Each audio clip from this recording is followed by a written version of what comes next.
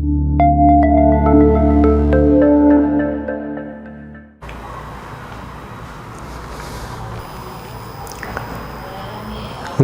મિત્રો, આ વિડિયોની અંદર આપણે પ્રિન્ટર વિશે એમસીક્યુ પ્રશ્નોની ચર્ચા કરીશું। તો મિત્રો શરૂઆત કરીએ પ્રશ્નોની। સૌથી પહેલો પ્રશ્ન છે પ્રિન્ટર શું છે? તો પ્રિન્ટર એક આઉટપુટ ડિવાઇસીસ છે મિત્રો કે જેની મદદથી આપણે હાર્ડ કોપી પ્રિન્ટ કરી શકીએ છીએ, બરાબર છે। કમ્પ્યુટરમાં રહેલી સોફ્ટ કોપીને હાર્ડ કોપીમાં પ્રિન્ટ કરવા માટે પ્રિન્ટરનો ઉપયોગ થતો હોય છે, એટલે એક આઉટપુટ ડિવાઇસીસ છે। પ્રિન્ટરનો મુખ્ય ઉપયોગ શું છે? તો ડેટાને કાગળ પર પ્રિન્ટ કરવા એ પ્રિન્ટરનું મુખ્ય કાર્ય છે। પ્રિન્ટરના મુખ્ય કેટલા પ્રકારો છે? તો પ્રિન્ટરના મુખ્યત્વે બે જ પ્રકારો મિત્રો, એક ઇંકજેટ પ્રિન્ટર અને બીજું લેઝર પ્રિન્ટર। લેઝર પ્રિન્ટરની અંદર પાવડરનો ઉપયોગ થાય, જ્યારે ઇંકજેટ પ્રિન્ટરની અંદર ઇંકનો ઉપયોગ થતો હોય છે, બરોબર છે। ઇંકજેટ પ્રિન્ટર કઈ રીતે કામ કરે છે? તો ઇંકજેટ પ્રિન્ટર જે છે મિત્રો ઇંક ડ્રોપલેટ્સનો ઉપયોગ કરીને પ્રિન્ટ કરે છે, એટલે ઇંક જે છે એ ડ્રોપ કરશે કાગળ ઉપર, એટલે કે પ્રિન્ટ કરવા માટે ઇંકનો ઉપયોગ કરશે ઇંકજેટ પ્રિન્ટર। લેઝર પ્રિન્ટરનો ફાયદો કયો છે? તો મિત્રો ઝડપી પ્રિન્ટિંગ થઈ શકે।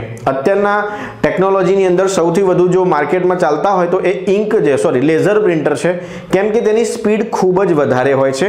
જો તમારે વધારે કોપી પ્રિન્ટ કરવાની હોય એક સાથે અને મલ્ટિપલ કોપી મશીન પ્રિન્ટ કરતું જ રહે તો પછી તમારે બેસ્ટ છે લેઝર પ્રિન્ટર, કારણ કે એની સ્પીડ ખૂબ જ વધારે હોય છે as compare two inkjet printer.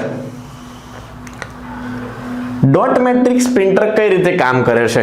તો ડોટ મેટ્રિક પ્રિન્ટર જે છે મિત્રો એ પિન અને રિબનનો ઉપયોગ કરીને પ્રિન્ટ કરે છે। ડોટ મેટ્રિક્સની અંદર કેવું હોય મિત્રો, તમે જોયું છે કે પહેલા પોસ્ટ ઓફિસની અંદર, અત્યારે તો લગભગ પોસ્ટ ઓફિસની અંદર પણ નીકળી ગયા છે, પણ પોસ્ટ ઓફિસની અંદર પછી તમે જોજો ગામમાં દૂધ મંડળી હોય છે ને, ત્યાં એ દૂધ મંડળીની જે રસીદ મળે છે એ બધી રસીદો જે છે એ ડોટ મેટ્રિક્સ પ્રિન્ટર વડે પ્રિન્ટ થતી હોય છે, કે જેના નાના નાના ડોટ વડે ટેક્સ્ટ પ્રિન્ટ કરેલા હોય છે। કયું પ્રિન્ટર પર્સનલ યુઝ માટે વધુ યોગ્ય છે? તો પર્સનલ યુઝ તમારે હોય તો ઇંકજેટ પ્રિન્ટર બેસ્ટ છે, કારણ કે તમારે લોંગ ટર્મ સુધી ચલાવવું હોય તો ઇંકજેટ પ્રિન્ટર બેસ્ટ છે।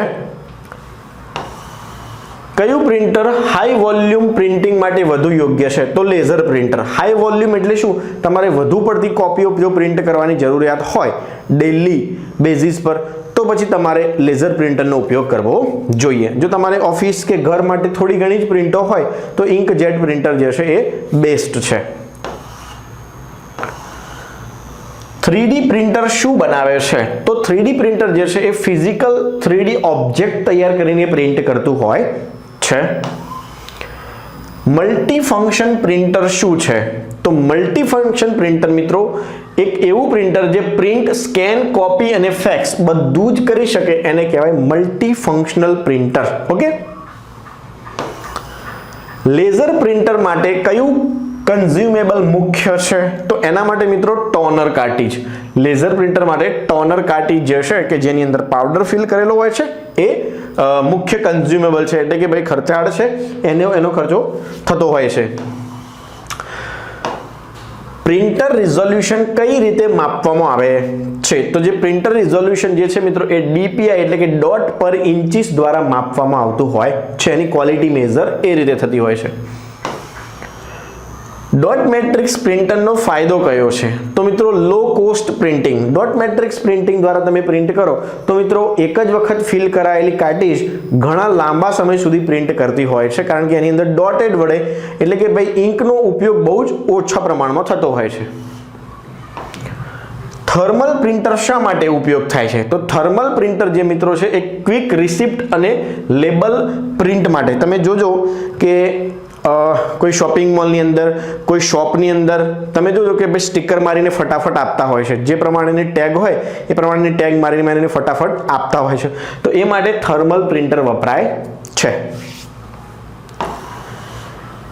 પ્રિન્ટર્સમાં કેવું પેપર સામાન્ય રીતે ઉપયોગ થતો હોય છે? તો મિત્રો સામાન્ય રીતે A4 સાઇઝનું પ્રિન્ટર જે છે, A4 સાઇઝનું પેપર બધે જનરલી ઉપયોગ થતું હોય છે.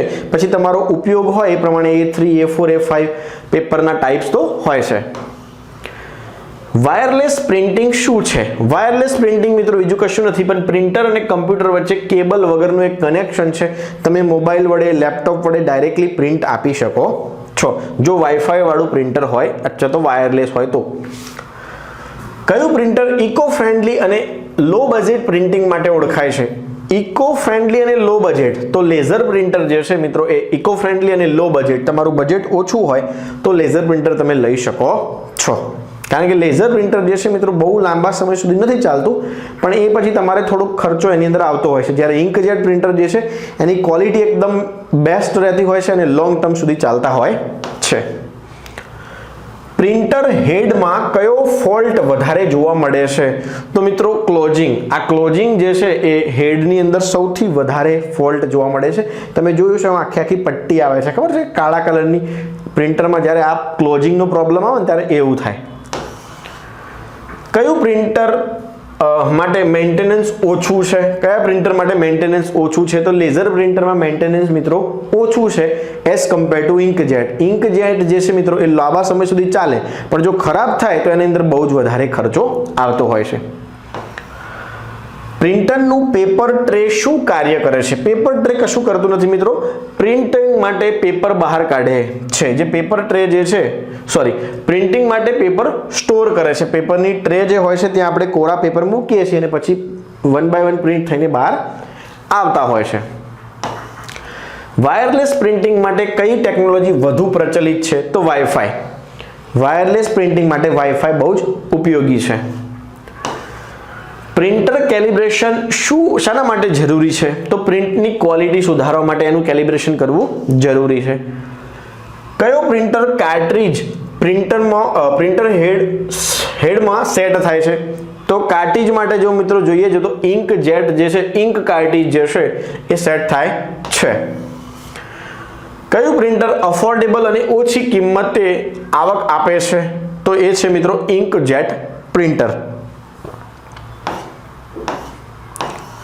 લો કોસ્ટની વાત કરીએ તો એ લેઝર પ્રિન્ટર છે પણ as compare two inkjet printer જે છે એ ક્વોલિટી એટલી આપતું નથી. કારણ કે લેઝરમાં શું હોય કે પાવડરને જે હાઈ બીમ વડે પ્રિન્ટ કરવામાં આવતું હોય છે એની ક્વોલિટી જે છે પેજની એટલે કે ભાઈ પ્રિન્ટિંગની ક્વોલિટી જે છે જલ્દી થોડીક આછી થઈ જતી હોય છે.